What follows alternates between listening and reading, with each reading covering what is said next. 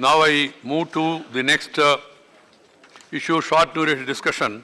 Sri Sanjay Singh, Sri Narayan Das Gupta, Sri Ronald Sapatru, Dr. Satyanarayana Jatia, Srimati Kashan Parveen, Sri Chunibai Kanjibai Gohel to raise a discussion on the challenges of water crisis, including the supply of drinking water in the country. Any member desiring to speak, do so after the Minister will reply. Sri Minister is there? Right. ठीक है, बैठ जाइए आप लोग please. Nobody is supposed to show their back to the chair. Sri Rajiv Chandrasekhar ji, Sri Mandaviya, I have to take the names of the people. Please follow the practice. Nobody should stand up and show the back to the chair and talk to the other man. If there are new ministers or new members, they should be aware of this rule. So Balasubramaniam ji, Mr. Balasubramaniam, please. Everybody, whoever want to leave, quietly they can stand and then quietly withdraw from the lobby. This is the practice. Sri Sanjay Singh. कहाँ है संजय सिंह जी? धन्यवाद सभापति महोदय. Yeah, 1 minute. The total time, please. Total time for this subject allotted is 2 hours 30 minutes. Minister has to reply. Keeping that in mind, I am apportioning the time among the members who have given notice first, and then time remains, others also will get an opportunity. Sanjay ji. धन्यवाद सभापति महोदय.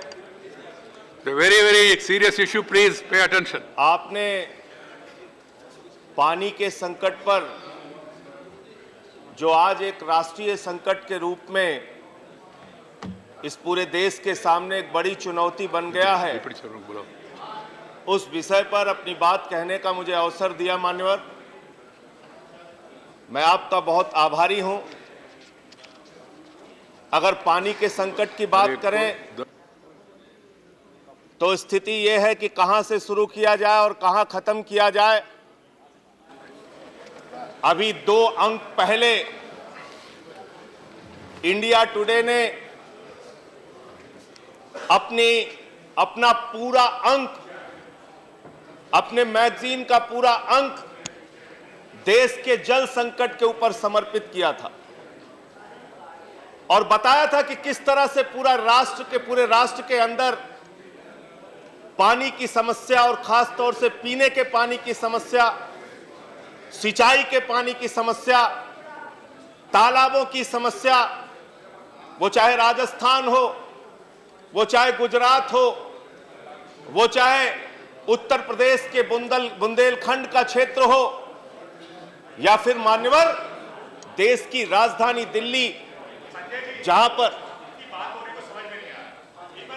House sir order में कृपया शांति बनाए रखें. संजय जी, आप बैठे हैं, मुझसे कह रहे हैं, आप बैठे. वो चाहे मान्यवर देश की राजधानी दिल्ली, जहां पर केंद्र की सरकार भी रहती है और हमारी राज्य की भी सरकार है, वहां पर जल संकट एक बहुत बड़ी समस्या के रूप में सामने आया है. जब हम लोग सरकार में आए थे, उस वक्त 55% दिल्ली वासियों को पीने का पानी नसीब होता था. ऐसी स्थितियां थी. आज 5 साल का लगभग 5 साल का कार्यकाल, 4.5 साल का कार्यकाल पूरा करने के बाद यह संख्या 88% में, हम लोगों ने 88% का लक्ष्य प्राप्त किया है. अभी भी 12% लोगों तक पीने का साफ पानी दिल्ली में नहीं पहुंच पा रहा है. ये एक समस्या है माननीय. लेकिन जब दिल्ली की आबादी 1 करोड़ की थी 1996-97 में मानवर, तब हमको 900 MGD पानी मिलता था. आज 96-97 से लेके 2019 हो गया, लगभग 22 साल 23 साल हो गए मान्यवर. लेकिन दिल्ली को अभी कृपया भी कृपया आपस में बात न करें। 900 एमजीडी पानी मिलता है। 900 एमजीडी पानी में दिल्ली को अपना गुजारा करना पड़ता है। मैं आपके माध्यम से केंद्र की सरकार से अनुरोध करूंगा, और अभी पिछले दिनों हमारे दिल्ली के मुख्यमंत्री आदरणीय अरविंद केजरीवाल जी माननीय मंत्री जी से मिले थे, गजेंद्र सिंह जी शेखावत जी से मिले थे, जो जल शक्ति मंत्रालय का पूरा कार्यभार देख रहे हैं। उनसे अनुरोध भी किया था कि दिल्ली में पानी के संकट को दूर करने के लिए केंद्र सरकार हमारी मदद करे, और दिल्ली में विशेष तौर पर इस जल संकट को दूर करने के लिए हम वर्षा के पानी को संकलित करना चाहते हैं, उसको संचयित करना चाहते हैं। उस जल संकलन की व्यवस्था के लिए यमुना के आसपास हमको केंद्र सरकार के सहयोग के बगैर, उनकी अनुमति के बगैर, उनके परमिशन, उनकी स्वीकृति के बगैर जल का संचयन नहीं हो सकता मान्यवर। इसलिए मैं आपके माध्यम से माननीय मंत्री जी से और केंद्र सरकार से विनम्रता पूर्वक अनुरोध करूंगा कि दिल्ली के अंदर जल के संकट को खत्म करने के लिए वर्षा के पानी को जल संचयन करने का जो प्रोजेक्ट, जो योजना अरविंद केजरीवाल जी ने बनाई है, दिल्ली के मुख्यमंत्री ने दिल्ली के जल संकट को दूर करने के लिए, पानी के पीने के पानी के संकट को दूर करने के लिए बनाई है, उसमें हमारी मदद करें, हमारा सहयोग करें और हमको स्वीकृति प्रदान करें। जहां तक दिल्ली का प्रश्न है मान्यवर, 239 कॉलोनियों के अंदर हम लोगों ने पीने का पानी दिल्ली में पहुंचाने का काम किया 4.5 साल के अंदर। द्वारका जैसे क्षेत्र, संगम विहार जैसे क्षेत्र, देवली जैसे क्षेत्र, जहां पर पीने के पानी को लेकर लड़ाइयां होती थी, और मैं आपको बता दूं कि दिल्ली देश की राजधानी में पीने के पानी की समस्या को लेकर मान्यवर हत्या तक की घटना हुई है। टैंकर माफिया एक शब्द जब मैं दिल्ली आया था तो पहली बार मैंने सुना था। इसके पहले अपहरण माफिया होते थे, लूट माफिया होते थे, लेकिन दिल्ली में टैंकर माफिया शब्द मैंने पहली बार सुना था। उस टैंकर माफिया के राज को 4.5 साल की अरविंद केजरीवाल जी की सरकार ने अपने प्रयासों से, मेहनत से खत्म किया, और आज हर जगह दिल्ली में पीने का पानी पहुंचाने का हम प्रयास कर रहे हैं। लेकिन ये अकेले हमारे बस की बात नहीं है। हम पूरी ईमानदारी से इस बात को स्वीकार करते हैं। अगर इसमें केंद्र सरकार का हमको सहयोग नहीं मिलेगा, अगर एक सकारात्मक दृष्टि दिल्ली के लोगों के प्रति केंद्र सरकार की नहीं होगी, अगर वर्षा के पानी के जल संचयन के लिए हमको सरकार स्वीकृति नहीं देगी, तो आने वाले दिनों में यह समस्या और बढ़ेगी और गंभीर होगी।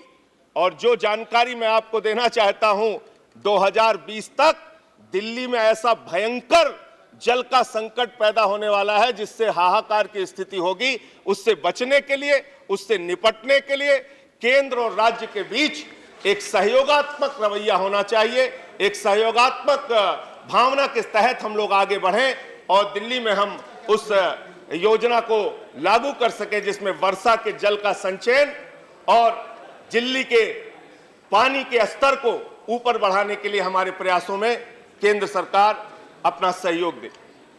दूसरी बात मान्यवर, अगर दूसरे राज्यों की बात करें, अभी मैं पिछले दिनों बुंदेलखंड गया था। बुंदेलखंड में हमारी पार्टी का कार्यक्रम था। वहां बहुत सारे सामाजिक कार्यकर्ता, बहुत सारे लोग मिलने के लिए आए, और आज उत्तर प्रदेश के बुंदेलखंड में सबसे बड़ी अगर कोई समस्या है तो पीने के पानी की समस्या। पीने के पानी की समस्या इतनी गंभीर है मान्यवर कि वहां ललितपुर के इलाके में मैं एक ब्लॉक में, गांव में गया था मान्यवर। आप यकीन नहीं करेंगे, उन लोगों ने मुझसे डिमांड की, आजादी के 72 साल के बाद पूरा गांव मुझसे मिलने के लिए आया एक एप्लीकेशन लेके, और मांग ये कर रहा था कि अपनी सांसद निधि से आप इस गांव में बोरिंग करवा दीजिए, हैंड पाइप लगवा दीजिए। मैं पूरे सदन से आग्रह कर रहा हूं कि देश की सबसे महत्वपूर्ण समस्याओं में शायद ये पानी की समस्या है। कृपया इस पर गंभीरता से हम लोग सोचें और देश को एक संदेश दें कि ऐसी चीजों के बारे में हम किस ढंग से गौर करते हैं और अपर हाउस कैसे डिस्कस करता है गंभीरता से। हाँ संजय जी, प्लीज। तो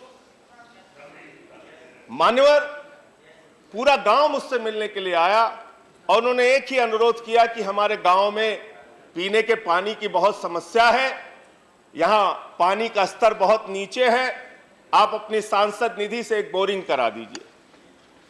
और जो लोग मिलने आए थे मान्यवर, आधे से ज्यादा लोगों के पांव में चप्पल नहीं थे, दुश्वारियों में अपनी जिंदगी जीते, उनके पास रहने के लिए अच्छे मकान नहीं थे। हम यहां बैठ के चाहे जितनी बड़ी बड़ी बातें करें, लेकिन परिस्थितियां जाकर आपको बुंदेलखंड के गांवों में देखनी चाहिए। मैंने अपनी समस्या बताई कि मैं दिल्ली का सांसद हूं, इसलिए 25 लाख रुपए तक की निधि बाहर दे सकता हूं, लेकिन प्रयास करूंगा कि इस गांव में एक हैंड पाइप लगवाने का मैं प्रयास करूं या प्रस्ताव अपनी ओर से दूंगा। यह जल का संकट बुंदेलखंड के क्षेत्र में है। उन लोगों ने बताया कि भूमाफियाओं ने गांव के अंदर जो तालाब बने थे, जिन तालाबों से लोग पीने का पानी लेके जाते थे, जिन तालाबों से वो अपने छोटे मोटे काम कर लेते थे, उन तालाबों की जमीनों पर मैं पूरी जिम्मेदारी के साथ कहता हूं, माननीय मंत्री जी यहां पर बैठे हुए हैं, आप उत्तर प्रदेश की सरकार से रिपोर्ट मंगवाइए।